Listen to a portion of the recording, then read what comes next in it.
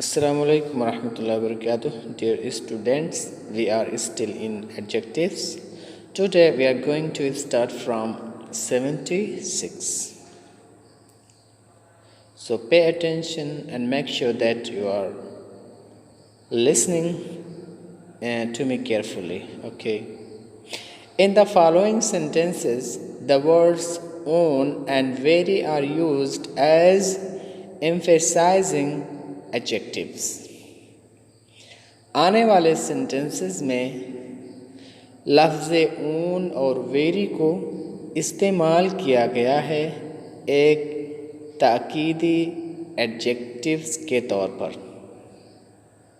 Okay, यानी जो very इस्तेमाल हुआ है, जो ओन इस्तेमाल हुआ आने वाले सेंटेंसेस में, उसको हमने एक ताकीद के तौर पे इस्तेमाल किया है। As for example, I saw it with my own eyes. मैंने उससे देखा है अपनी ही आँखों से। तो यहाँ पे जो ओन इस्तेमाल किया गया ये ताकीद के लिए यानी ओन आइज यानी अपनी आँखों से। He was beaten at his own game. वो शिकस्त दिया गया अपने ही खेल में। तो यहाँ पे जो ओन इस्तेमाल किया गया है ये एज अ एम्फेसाइजिंग एडजेक्टिव के तौर पर। माइंड योर ओन बिजनेस, तो यहाँ पे भी ओन का इस्तेमाल एज अ एम्फेसाइजिंग एडजेक्टिव के तौर पे हुआ है। He is his own master, तो यहाँ भी own as a emphasizing adjective का इस्तेमाल हुआ है। He is his own master. This is the very thing we want. ये वही चीज़ है जिसे हम चाहते हैं। तो यहाँ पर जो वेरी इस्तेमाल हुआ है एज अ एम्फेसाइजिंग एडजेक्टिव्स के तौर पे इस्तेमाल हुआ है, यानी ताकीद के लिए हमने वेरी का इस्तेमाल किया गया है। That is the very thing we want. ये वही चीज़ है जिसको हम चाहते हैं। When all else left my cause, तो यहाँ पर all का इस्तेमाल जो है वो क्या हुआ है, वो एज ए एम्फेसाइजिंग एडजेक्टिव के तौर पे हुआ है। My very adversary took my part, तो यहाँ पर very जो है एज ए एम्फेसाइजिंग एडजेक्टिव्स के तौर पे इस्तेमाल हुआ, यानी वेरी और ओन का इस्तेमाल एम्फेसाइजिंग एडजेक्टिव्स की तरह से होता है, यानी जुमले में ताकीद पैदा करने के लिए। ओके, अब आइए हम 77 देखते हैं। The word what is sometimes used as an exclamatory adjective. What लफ्ज़ का इस्तेमाल कभी कभार एक्सक्लेमेटरी एडजेक्टिव के तौर पे किया जाता है, यानी वाट का इस्तेमाल हम कभी कभी फ़िअल ताज्जुबी या जुमला के लिए इस्तेमाल करते हैं, जैसा कि आप लोग जानते हैं। वाट जीनियस, क्या ही अक्लमंद आदमी।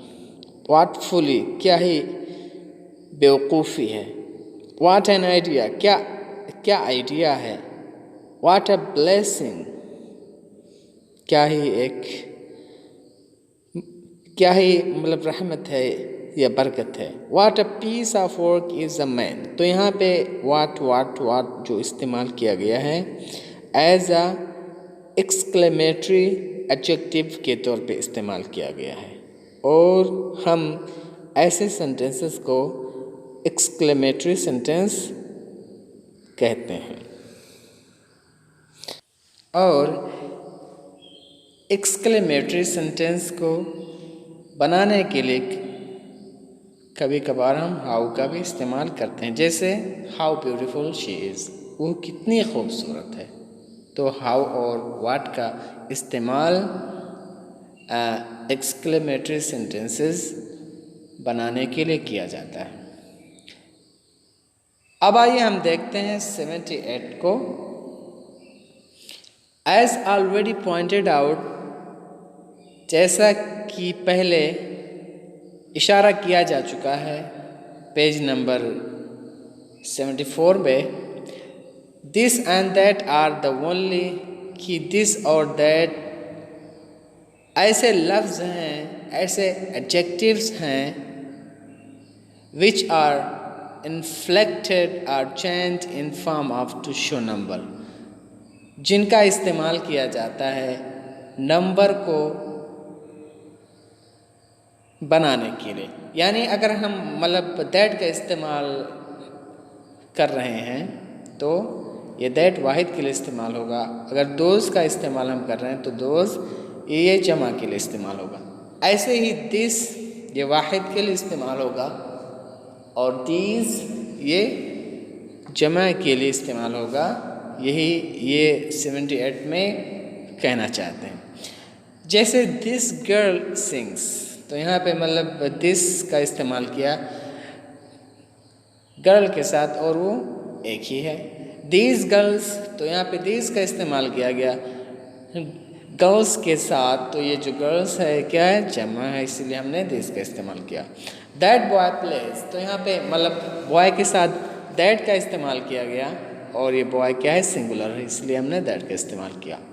और दोज बॉयज़, तो यहाँ पे दोज ये क्या है, जमा है और बॉयज़ भी क्या है, जमा है, इसलिए हमने यहाँ पर दोज का इस्तेमाल किया। This these indicate something near to the speaker, और दिस और दीज का इस्तेमाल हम उन चीज़ों के लिए करते हैं जो हमारे पास होती है, हमारे करीब होती है। जैसे अरबी में हादा व उलाइका का इस्तेमाल है। हादा, हादा ने, उलाइका, ये हम इसको यानी हम करीब के चीज़ों के लिए इस्तेमाल करते हैं। ऐसे ही इंग्लिश में दिस और दीज का इस्तेमाल करीब चीज़ों के लिए किया जाता है।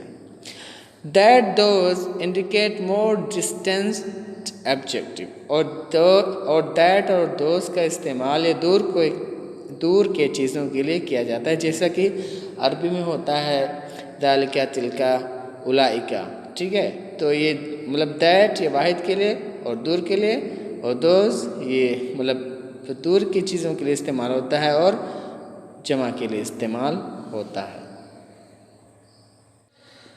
अब आइए हम ये देखते हैं फॉर्मेशन ऑफ एडजेक्टिव्स, यानी एडजेक्टिव को किस तरह से बनाया जाता है, ये चीज़ हम इसमें देखेंगे। फॉर्मेशन ऑफ एडजेक्टिव्स, एडजेक्टिव्स का बनाना, सिफत का बनाना।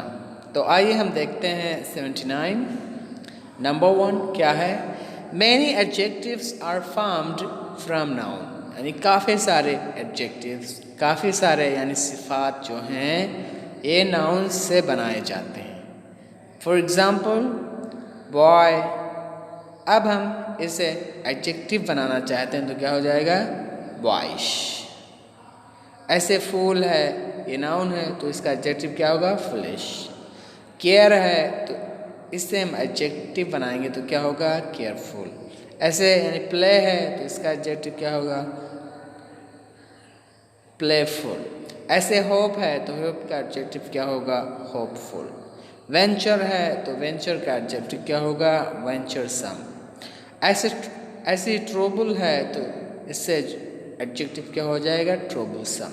शेम है, तो क्या हो जाएगा, शेमलेस। सेंस है, तो क्या हो जाएगा, सेंसलेस। सिल्क है, तो इसका एडजेक्टिव क्या हो जाएगा, सिल्कन। गोल्ड है, तो इसका एडजेक्टिव क्या हो जाएगा, गोल्डन। ऐसे ही डर्ट है, अब हम इस लफ्ज़ का, इस नाउन का एडजेक्टिव बनाना चाहते हैं तो क्या हो जाएगा, डर्टी। स्टॉर्म है, तो क्या हो जाएगा, स्टॉमी। पार्डन है, तो क्या हो जाएगा, पार्डनेबल। लाफ है, तो क्या हो जाएगा, लाफेबल। आउटरेज है, तो क्या हो जाएगा, आउटरेजियस। कोरेज है, तो क्या हो जाएगा, कॉर्जियस। अब ग्लोरी है, तो इससे क्या हो जाएगा, ग्लोरियस। इनवी है तो क्या होगा, इनवियस। मैन है तो क्या हो जाएगा, मैनली। किंग है तो क्या हो जाएगा, किंगली। गिफ्ट है तो इसकी एडजेक्टिव कैसे बनेगी, गिफ्टेड। ये हो गया नाउन से हम एडजेक्टिव कैसे बनाते हैं। यानी ज़्यादातर एडजेक्टिव्स जो होते हैं वो नाउन से बनाए जाते हैं। ये हो गया फर्स्ट कायदा।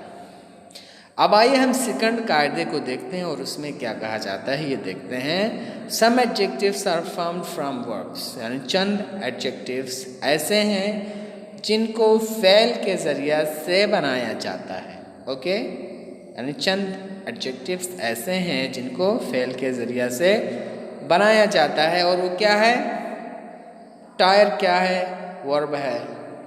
अब इस वर्ब से हम एडजेक्टिव बनाएंगे तो क्या हो जाएगा, टायरलेस। टॉक है तो क्या हो जाएगा, टकेटिव, टकेटिव। सीज है तो इससे एडजेक्टिव क्या हो जाएगा, सीजलेस। मूव है तो क्या हो जाएगा, मूवेबल।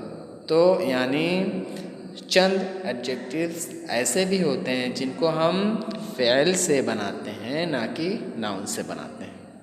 ये हो गया सेकंड कायदा। अब आइए हम थर्ड देखते हैं। थर्ड में क्या कहा जा रहा है। थर्ड में है some adjectives are formed from other adjectives. कह रहे हैं चंद एडजेक्टिव्स ऐसे होते हैं जिन्हें खुद एडजेक्टिव से ही बनाया जाता है। फॉर एग्जाम्पल ट्रेजिक, ये एडजेक्टिव है और इसी एडजेक्टिव से हम एडजेक्टिव एक और बनाएंगे तो क्या हो जाएगा, ट्रेजिकल। ओके, इसे होल है तो क्या हो जाएगा, होलसम। थ्री है तो क्या हो जाएगा, थ्री फोल्ड। और एडजेक्टिव जिसे मतलब ब्लैक है, ये एडजेक्टिव है और इस एडजेक्टिव से हम एडजेक्टिव बनाना चाहते हैं तो क्या हो जाएगा, ब्लैकिश। वाइट है तो क्या हो जाएगा, वाइटिश। सिक है तो क्या हो जाएगा, सिकली। तो ये हो गए चंद एडजेक्टिव से खुद एडजेक्टिव बनाना। तो यानी अक्सर जो है फॉर्मेशन ऑफ एडजेक्टिव तीन चीज़ों से है। एक होता ये है कि वो खुद नाउन से बनाया जाता है, दूसरा है कि वो फेल से बनाया जाता है और तीसरा है कि एडजेक्टिव को खुद एडजेक्टिव से ही बनाया जाता है। I'm sure that you understood the lesson today, and if you have any problem in understanding those things mentioned before, you can ask me on WhatsApp. Okay, Assalamu alaikum wa rahmatullahi wa barakatuh. See you later.